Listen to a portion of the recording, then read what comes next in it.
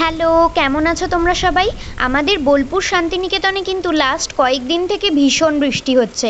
আর অবশেষে যখন বৃষ্টি থেমে আকাশে রোদ উঠল, তখন বাগানে গিয়ে দেখছি গত বছর আমার নার্সারি থেকে কিনে আনা একটা লক্ষ্মী জবার গাছ পুরোপুরি ঝিমিয়ে পড়েছে। এই বর্ষার জল পেয়ে একদিকে যেমন কিছু গাছ খুব সতেজ হয়ে ওঠে, আবার অন্যদিকে কিন্তু কিছু গাছ মারাও যায়। জানো, রানী কালারের এই লক্ষ্মী জবা ফুলটি আমার খুব প্রিয়। আর গাছটায় কিন্তু কম বেশি রোজই ফুল হতো। প্রথমে আমি ভেবেছিলাম ডালপালাগুলো ছেঁটে দিয়ে পুরো গাছটাকেই আমি আলাদা কোথাও বসাবো, কিন্তু তারপরে আমরা নোটিস করলাম গাছের রুট থেকে নিচের অংশটা পুরোপুরি পচে গিয়েছে। তার একটি কারণ হতে পারে গোড়ায় বৃষ্টির জল বসে যাওয়া, আর দ্বিতীয় কারণটি কিন্তু এই নেটপট। বর্তমানে নার্সারি থেকে কেনা প্রায় সব গাছের গোড়াতেই কিন্তু এই নেটপট লাগানো থাকে।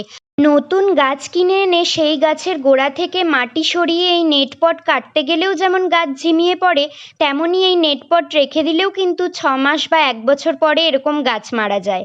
গাছের গোড়ায় এখন কেন এই নেটপট লাগানো হচ্ছে তা সত্যিই আমার জানা নেই। তোমাদের কারো জানা থাকলে অবশ্যই কমেন্ট করে জানিও। যাই হোক, শেষ পর্যন্ত আমার কাছে একটাই অপশান ছিল, গাছের নিচের পচে যাওয়া অংশটা কেটে বাদ দিয়ে বাকি অংশগুলো থেকে কাটিং তৈরি করে নেওয়া। প্রে করি এই ডালগুলো থেকে নতুন চারা তৈরিতে যেন আমি সাকসেসফুল হই। একটা প্লাস্টিকের কন্টেনারে রুট হরমোন লাগিয়ে আমি কাটিংগুলো বসিয়ে দিয়েছি। আর এই বর্ষাকালে কিন্তু ফাঙ্গিসাইড একদম স্কিপ করা যাবে না। চলো, আজ আসছি, টাটা।